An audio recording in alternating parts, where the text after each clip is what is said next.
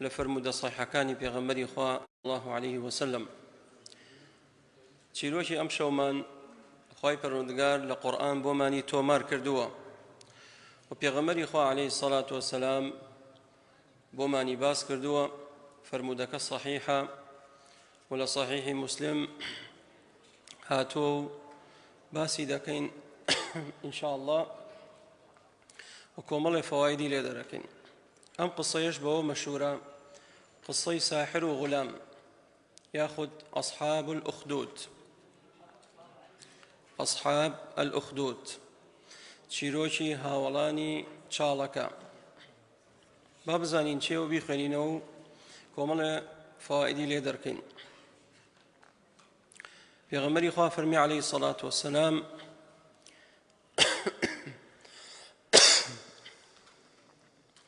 كان ملك في من كان قبلكم وكان له ساحر فلما كبر قال للملك إني قد كبرت فابعث إلي غلاما أعلمه السحر. دفرمي باشايك هبو في من كان قبلكم واتا أم باشايا لأهل كتاب بو ياخذ بلين لبني إسرائيل بو تحديدا ابن إسحاق فرمي مليشيك بو مليشي يمن بو أولاتي كوا تيدا دجيان ناوي نجران بو نجران يمن. أما ليكا ساحري شهبو دائما ساحر دائما ملكا كان دا صلاة دار كان ساحر جادو كركان لدوري خوان خركنو بو چونکە وەکو دەستگایەکی استخباراتی ئیشیان نەکرد. چۆن ئێستا دەستگای استخبارات هەیە مخابرات لەو سەردەما مەلیکەکان پادشاکان کۆمەڵێ ساحر و فاڵچی و جادوکەریان لە خۆیان خڕە کرد بۆ ئەوەی ڕۆژانە خەبەریان بداتێ. تەنانەت بۆ نمونە کاتێک فرعون ساحرەکان خەبەریان پێدا وتیان مناڵێک لە دایکە بێ يكون زوال ملكك على يديه منال لديك بهم الملك دصلاتكي تو لنا وشي بهي أو منالا أو بو فرعون شو هاتشي كربو يسر يبري شاهد لم باسشيا همو مليشك همو بادشايك زور جار ساحر و فالشي و جادوكر لدور پشتی خویان دانن تاكو روجك لروجان أم ساحرة بملككي ود تمنم شوة ناو صالوا بو اوي او علمك شورو نبيت منالشي زيركم بو بينا منالشي بليمات لهاتو زيرك بيه نبولام بو اوي فيري سحري كم بو اوي ام علم لدواي خوم نكوجيتو امش فائديشي ليبكين دائما دجمناني دين لكمينان بو منالا كان من بۆ چونکە مناڵ کاریگەریەکی یەکجاری هەیە بەسەر کۆمەڵگا و بەسەر خەڵکی. ئەم مناڵە ببینە لە مناڵیەوە فێری سحرێکن بۆ ئەوەی بتوانێت فێری سحر بێت لە خزمەتی مەلیکا بێ. ئەم مەلیکەش ئیدعای ڕبوبیەتەکە. ئەم مەلیکاڵێ من پەروەردگاری ئێوەم. هەتاکو مناڵێکیان دۆزیەوە فبعث إليه غلاما يعلمه مناڵێکیان هاورد لە هەندێک ڕیوایەت هاتووە دەڵێن ئەم مناڵە ناوی عەبدوڵڵا بن ثامر بووە. عەبدوڵڵا بن ثامر هاوردیان بۆ لای ئەم ساحرە بەبەردەوام فێری سحرێ کرد و دەرسی پێدا. فكان في طريقه إذا سلك راهب أي عابد فقعد إليه وسمع كلامه فأعجبه فكان إذا أتى الساحر مر بالراهب وقعد إليه فإذا أتى الساحر ضربه فشكى ذلك إلى الراهب. أمن الله لري أهاتو روش لمالي خوي بولاي ساحرك هم روجي بو أوي درس بخواني فيري سحر بيت لريقا روجي شانتي بو خيميشي بيني بياويشي عابد لناو أو خيمية راهبك خو أبرستيت توحيدي هبو أمن الله شو بولاي أم راهبا وكو راهبا كي دوينك نبو كوابع علم بيت نا علمي هبو لقل أول شيء عابدش بو يعني عالمش بو عابدش بو ئەم مناڵە چوو بۆ لای هەنێ قسەی بۆ کرد و باسی تەوحید و خواپەرستی و دعوەی کرد بۆ لای تەوحید و پێیوت ئەوە سحرە، سحرش کوفرە لە دینەکەمان، نابێ فێر سحر بی. دەفەرمێ فەعجەبەهو، ئەم منداڵە خۆشحاڵ بوو بە قسەکانی ڕاهیبەکە و وەختە بەرنامەی ڕاهیبەکە بێتە مێشکی واز لە سحر بێنێ، بەڵام لە دڵێ ئەیهێنێت و ئەیبات. ڕۆژانە دێتەوە ڕوات، تاکو ڕۆژێک تاخیر بوو بۆ لای کابرای ساحر لیدا، وتی بۆ تاخیرە بی؟ وتی ئیشم هەبوو، کۆمەڵی عودری هاوردەوە نەیوت لای ڕاهبێک بووم. هەتاکو هاتە لای ڕاهیبەکە پێیوت ئەگەر چوویتە لای ساحرەکە وتی بۆ تاخیر بووی بڵێ لە ماڵەوە تاخیر بووم، کاتێکش گەڕایتەوە بۆ ماڵ وتیان بۆ تاخیر بووی بڵێ لای ساحرەکە تاخیر بووم، خەریکی دەرس خوێنان بووم. بۆ ئەوەی لەو بینە باس ئەوە نەکا کە ئەم منداڵە لای ڕاهبێک دەرسە خوێنێت بۆ ئەوەی کەشف نەبێ. لای ڕاهبەکە سەعاتێکە مایەوە، ئەچوە لای ساحرەکە سەعاتێکە مایەوە، لە ماڵش ئەیاون بۆ تاخیر بووی تۆڕابوون لێ. ئەم مناڵەوە بەردەوام هەتا لەو بینە ئەهاتەوە ڕۆژت، هەتاکو تەواو شارەزا بوو لە دینی مەسیحیەتی ئەو سەردەمە، چونکە ئەم ڕاهیبە لەسەر دینی عیسا پێغەمبەر بوو عەلەیهی سەڵات وەسەلام و مسلمان بوو و موحید بوو. هەتاکو ڕۆژێ ڕۆژان ئەم منداڵە فبينما هو كذلك إذ أتى على دابة عظيمة قد حبست الناس فقال اليوم أعلم الساحر أفضل أم الراهب أفضل، فأخذ حجرا فقال. أمن الله تاكو روجي روجان بريكوت بيني دابة عظيمة وتأجل شي قورا. لروايتك إمام ترمذي فرمي الشير يقبو أم شيرا بردم خلشي قردبو خلق رايا كرت كز نيوي رابشتا بيشو أم من داليك سروتي أمرو فرصة أمرو بوم يقلا بيتوا آية ساحرك لسر حقا ياخذ راهبك برنامك لسر حقا، فأخذ بحجر برديش يلقر برديش بتشوك بردكي هلقرت أم من دالا فرموي اللهم إن كان أمر الراهب أحب إليك من أمر الساحر فاقتل هذه الدابة حتى يمضي الناس، فرماها فقتلها ومضى الناس. فرموي أي پروردگار ئەگەر بەرنامەی ڕاهیبەکە لە لات خۆشەویستترە، باشترە، چاکترە لە بەرنامەی ساحرەکە، یا ڕەبی خوایە ئەم بەردە تێگرم ئەم حەیوانە مردارەوە بێ و بۆ ئەوەی خەڵکیش بە ئاسانی بۆ خۆیان ڕزگاریان بێت. دیقەت دەنفەرمووی اللهم إن كان أمر هذا الراهب، نەیوت أمر هذا الساحر، بۆ چونکە دڵی هەر ئاوێ خواتەوە بە قسەکانی شێ، بە قسەکانی ڕاهیبەکە ئەیزانی ئەوەی ساحرەکە ئەڵێت ناحەقە، بەڵام هێشتا دڵنیا نەبووتەوە. بۆیە هەر دڵی بۆ ئەو لێداوی قسەکانی ئەم عابیدە ڕاهیبە خواناسە کە باسی تەوحید و خواپەرستیم بۆکە کە تەوحید شرکە کوفرە، من ڕۆژێ ڕۆژان هەرە بێوازی لێبێنم. کاتێ بەردەکە تێیگر بۆ ئەو شێرە، ئەو شێرە مردارەوە بوو، ئەو خەڵکە ڕزگاری بوو، خەبەر بڵاو بوو لە ناو شار لە چۆ لە وڵاتی نەجران. ئەو خەڵکە وایان زانی ئەم مناڵە بەهۆی سەحرەکەیەوە بەردەکەی تێگرت ئەو شێرە مردارەوە بوو، بەڵام نازانێ ئەم مناڵە بووەتە وەلیەک لە ئەولیای خوای پەروەردگار. ئێستا لەسەر دەستی ئەم مناڵە کۆمەڵێک کەرامات ڕووەدات. ئیتر خەبەر بڵاو بووە ئەوەی چۆر بووە ئەهات بۆ لای، ئەوەی کەوا نوقسانی هەبوایە، ئەوەی کەوا تووشی گولی بوایە، گەڕ بوایە، ئەوەی کەڕوڵاڵ بوایە، ئەهاتن بۆ لای. ئەیود من چاکتانەکەمەوە، بەڵام ئەیود بە ئیزنی خوای گەورە. هەتاکو ڕۆژێ ڕۆژان ئەم باسا هاتۆ بۆ لای شێ، بۆ لای ڕاهیبەکە. مناڵەکە گەڕایەوە بۆ لای، وتی حاڵەتێ وا بووە، بەردەکەم تێگردووە، ئەم دوعایم کردووە و خوای گەورە دوعاکەمی قبول کردووە.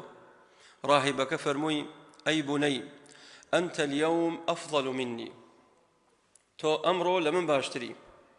قد بلغ من أمرك ما أرى وإنك ستبتلى، تو لمودوا لمن باشتري ولا سر حقي ئیتر لە مەودووە تۆ تووشی بەڵاو موسیبەت دێی. کەواتە هەر کەسێک هەڵگری حەق بێ ئیلا سەیوبتەلا، ئیلا تووشی بەڵاو ناڕەحەتی دێت. بۆیە ئەم مناڵە بزانم تووشی چی دەردەسەریەک بوو، تووشی چی ناڕەحەتیەک بوو، تەنانەت لە ئاخیرە شەهیدش کرا. فەرمووی وإنك ستبتلى فإن ابتليت فلا تدل علي وكان الغلام يبرئ الأكمه والأبرص ويداوي الناس من سائر الأدواء. وتي بلام ككاتي توشي بلام مصيبة دين كقرتيان ناو من ندي وكانما تو من هرنا ناسيت چونك أزانيه كبجيري مصيري عدام كردنا. أمن الله بردوام بو لسر برنامج خوي خەڵکاتن بۆ لای بۆ ماڵ چۆری چاکە کردەوە، گەڕی چاکە کردەوە، کەڕوڵاڵی چاکە کردەوە، ئیتر ناوی دایەوە. کابرای پادشاش وایە زانی هۆکارەکەی بۆ سەحرە گەڕێتەوە. هەتاکو ڕۆژێک جەلیسی مەلیک کابرایەکی نابینا بوو، وەزیرەکەی، وەزیری دەسەڕاستی مەلیک. ئەم نابینایە هەستا کۆمەڵێ هەدیە و پارە و زێڕ و زیوی برد لەگەڵ خۆیان ڕۆژ بۆ لای ئەو مناڵە وتی ئەم ماڵە هەمووی بۆ تۆ ئەگەر تۆ بێت و من چاکەیتەوە. ئەوژ وتی چاک دەکەمەوە بەڵام بە مەرجێ ئیمان بێنی بە پەروەردگار. ئەو شەڵێ مەبەستت مەلیکەکەیە چونکە مەلیکە دیعای ڕوبوبیەتەکە. ئەو شەڵێ نەخێر، مەلیک خوای ئێمە نییە، ڕەبی ئێمە نییە، ڕەبی وەڕەبوکە الله، پەروەردگاری منش و تۆش ئەڵڵایە، ئەو خوایی کەەوە ئەرز و ئاسمانی دروست کردووە، ئەوان ڕەب نین، ئەوان هیچیان بەدەست نییە. ئەو شەڵێ بەڵێ ئیمان دێنم بە ئەڵڵا. ئیمان دێنێ لەوێ دوعای خێری بۆکە، خوای پەروەردگار شیفایە دات. ئەم وەزیرە خوای پەروەردگار چاوی بۆ گەڕێنێتەوە، ئەگەڕێتەوە بۆ لای مەلیک. مەلیکەی بینێ ئەڵێ ئەوە چۆن چاوت گەڕایەوە؟ ئەڵێ لەسەر دەستی مناڵەکە ئەلغولام ئەوەی کەوا زەمنێکە فێر سەحر بووە ئەو شیفامیدا، بەڵام پەروەردگار شیفامیدا. ئەو شەڵێ مەبەستت منە؟ ئەڵێ نەخێر. قال ئەوەلەکە ڕەب غەیری، بۆ پەروەردگارێکەیە جگە لە من کە تۆ بیناسی؟ ئەو شەڵێ بەڵێ، ڕەبی وەڕەبوکە الله، پەروەردگاری منش و تۆش هەر ئەڵڵایە. ئەڵێ مە لە کێ فێر بووی؟ ئەڵێ لە مناڵەکە. ئەچێ مناڵەکە دێنێت، مناڵەکە دێنێت، طبعا هەڵەسێت تعذیبی شێدات، وەزیرەکەیدات، هەتاکو لە دینەکەی پاشگەز بێتەوە، پاشگەز نابێتەوە. ئەچن مشارێکی ئاسنین دێنن لە ناوەڕاستە لەبان سەری و ئێهن نەخوارەوە ئیکەنە دوو کەرتەوە، ولا يرده ذلك من دينه، لە دینەکەی پاشگەز نابێتەوە. مناڵەکە دێنن، مناڵەکە لێدە اعترافکە ئەم بەرنامەیە لە کێ وەرگرتووە، کێ فێری ئەوەتی کردووە تەوحید و خواپەرستی؟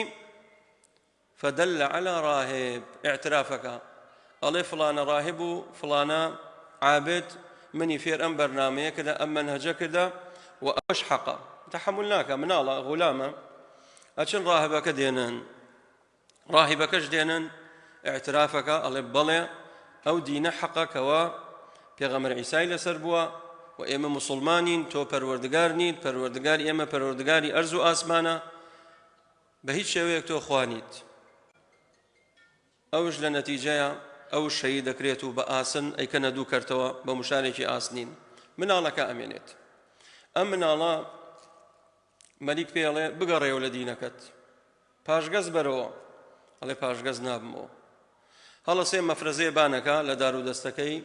بابلين جيشكي لشرطكي شرطكاني دورو پشتی الله برون امن علم بو برنسر لوتكي شاخك پیش اوی فريد نخواروا پی بلين اگر پاشگز ابيته ولدينكي او بهن اگر پاشگز نبوه بسر دم فريد نخواروا لكل ماني كلام من الله بنسر لوتكي شاخك ليدعايك اللهم اكفنيهم بما شئت اي پروردگار لناویان بری لکولیانم کیتوا بوشی وازی که خود اتوه سیکن دعای کرد خوای پروردگار یکسر فاستجاب الله دعاءه خوای پروردگار ولامی دعا کی دایو یکسر پروردگار امری کرد با او شاخه لجیر پایان لرزی اوانی لسر شاخ بون همی کوت خوارو بس من الله کرزگاریان بو اما من الله هاتو لای ملیک باش من الله بونا چه بو شارتر ببێ بەلاجە سیاسیەک ڕزگاری بێ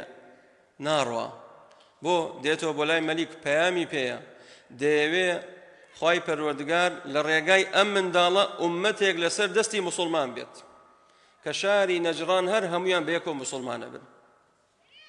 کاتێکە مناڵە دێتەوە ئەڵێ کوا ئەو کەسانی کە برتیان قال كفانيهم الله خوای پەروەردگار لە کۆڵمانی کردەوە هەمویان لە ناو چوون. ئەمرەکات ئەڵێ بڕۆن لە ناوەڕاستی بەحرێک لە ناو سەفینەیەک بیکەنە ناو ئاو بیخنکێنن. ئەچێتە ناوەڕاست بەحرێک و دار و دەستەکەی شورتەکان ئەیبەن لەوێ بیخنکێنن. ئەم مناڵە دیسان دوعاکە دەڵێ اللهم اكفنيهم بما شئت ئەی پەروەردگار ئەمانم لە کۆڵەوەکەی چۆن خۆت پێت خۆشە لە کۆڵ میکەرەوە. خوای پەروەردگار بەلەمەکە قڵپەکاتەوە ئەو مناڵە ڕزگارێ بێ و دێتە وشکانی دێتەوە بۆ لای مەلیک. مەلیک ئەڵێ چۆن لە ناوت برم؟ ئەوش ئەڵێ تۆ ناتوانێ من لە ناو بیت ئیلا بە شێوازێک نەبێت. دەڵێ باش ئەو شێوازە چۆنە؟ ئەڵێ هەموو خەڵکی نەجران کۆکەرەوە و منش بێنە بمبەستە قەددارێک تیرێک بێنە تیرەکە ڕابکێشە بەر لەوەی تیرەکەم بۆ تێبگری بڵێ بسم الله رب هذا الغلام بسم الله رب هذا الغلام ئەو جا تێبگرە و ئەو کاتە من وەفاتەکەم. بەڵام ئەم ئەوێ پەیامێکە بیگەیەنێت.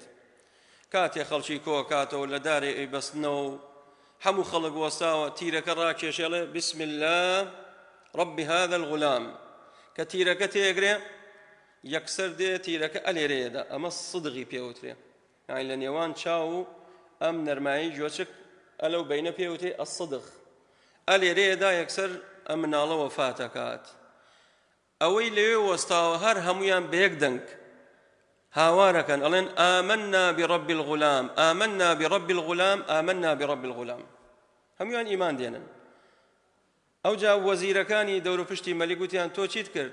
تۆ ئەدویست کەسێک لە ناوبەی کە ئیمانی هەبوو باسی تەوحید و خواپەرستیەکە ئێستا و خەڵکامووی ئیمانی هێنا. ئەو جا هەستا ئەمری کرد وتی لە هەموو کۆڵانێک لە هەندێک ڕیوایەت هاتووەڵێ ئەو مەلیکە وەفاتەکات. دوایی مەلیکێکی جوولەکە دێت ناوی ذو نەواسە دێ ئینتیقامەکاتەوە ئەڵێ هەر کەسێک موحید بێ خواپەرست بێت ئەوە ئێمە ئەمرەکە ئەڵێ چاڵی ئاگریم بکەنەوە ئەصحاب الأخدود هەر سوورەتی بڕوج خوای تەعالە بۆمان باسیەم قسەیان کات ئەڵێ بڕۆن چاڵی گەورە گەورە لێ بدەن لە هەموو سەر کۆڵانێک ئەو خەڵکە بێنن یەکە بەیەکە ژن پیاو مناڵ هەر هەمویان گەنج پیر پێشەوەی بیکەن ناو ئاگرەکە بڵێ پاشگەزە بنەوە لە دینەکەتان یان بتان سوتێنین. ئیتر خەڵکی زۆریان سوتان تەنانەت لە کۆتایی حەدیسەکە فەرمێ ئافرەتێک ومعها صبي لها فتقاعست أن تقع فيها ئافرەتێک مناڵێکی شیرەخۆرە لە باوشێتی لە ترسی مناڵەکەی لە ترسی جان خۆی پاڵی پێوانن بۆ ئەوی بیکەن ناو چاڵە ئاگرەکە ئەترسێت ئەگەڕێتەوە دۆ. فقال لها الغلام مناڵەکە دێتە قسە فقال يا أماه اصبري فإنك على الحق دەڵێ ئەی دایکە سەبر بگرە چونکە تۆ لەسەر حەقی. دێتە قسە چی هاوردێ قسە؟ رب العالمین. یەکسەر ئەم دایکە سەبرەگرێ و لەگەڵ مناڵەکەیە و لەگەڵ کۆرپەکەیە خۆی فڕێداتە ناو ئاگر ئەلەوێ ئەسووتێن. بەڵام پێغەمبەری خوا صلی الله عليه وسلم فەرمێ ئەو کەسانی کەوا شەهید دەبن لە پێناو خوای تەعالە ئازاریان وەکو قونجلوشێک وایە هەر بیدایەکەی تۆزێ زەحمەتە ئیتر دوایەوە هەست بە ئازار ناکەن ئەگەر بسووتێن ئەگەر تیکە تیکە بکرێن ئەگەر سەر ببڕێن ئەگەر نازام چی بکرێن چونکە ئەمانە شەهیدن ئینشاء الله. خوای پەروەردگارە فەرمێ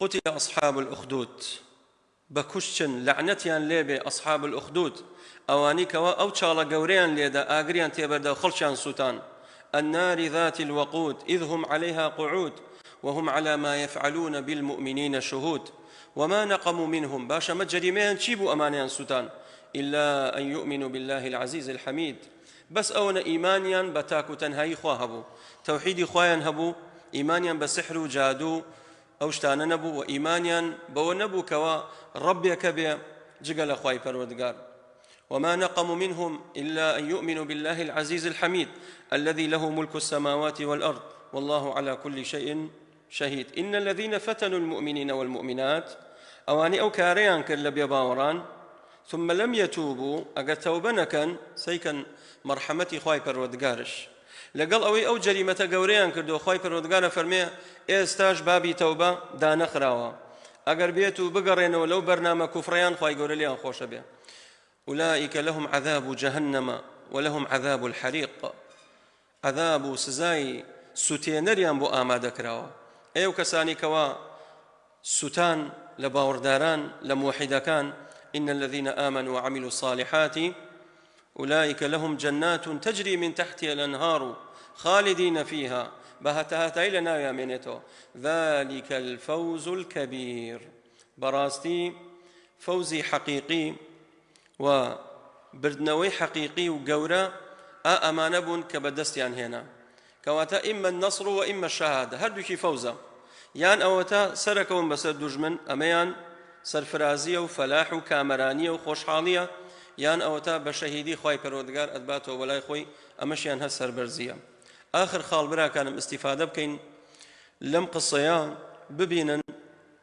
منالك لسر دستي أم منالا أمتك ياخد شارك هر هموي مسلمان بون بموحد كواتا جي اويا دايكان وباوكان گرنجي بدن بمنالكانيان منالكت لاي چه اخوينه هاتو چوي چيكا ايا رو بلاي ماموستايشي باش درس اخوينه يان بولاي فالچيك بولاي ساحرك بولاي جادوكري كروا يان بولاي راقصه كروا يان بولاي غوراني بيشه كروات يان بولاي عارخوري كروا يان بولاي شي اروات دبي بزاني منالكت لاي شي اخوينه لاي شي دانشه هاورتي شي اكاد بو چونكا لآيندية رولي وجنجي مستقبل أو منالانا كواتاقا قرنجيان بيه بدين رنقا بمنا ماي خير وبركة وكو منالين ليبه كأمتي لسردسيان هدايات بدريم أقر ببيه شوانش منالا كان من إهمال كين أو كاتا أبنى عنصري شي الشر وهم خوت وهم خلقكش وهم ملتكش بدستي أناليننو وزرر زياني زور بيبوكو ملقام دعواكم لخواي پروردگار بنا وجوانا كان بصفات برزكاني رحم عليك وبختوري دنيا وقيامت ماك والحمد لله وصلى الله وسلم على رسول الله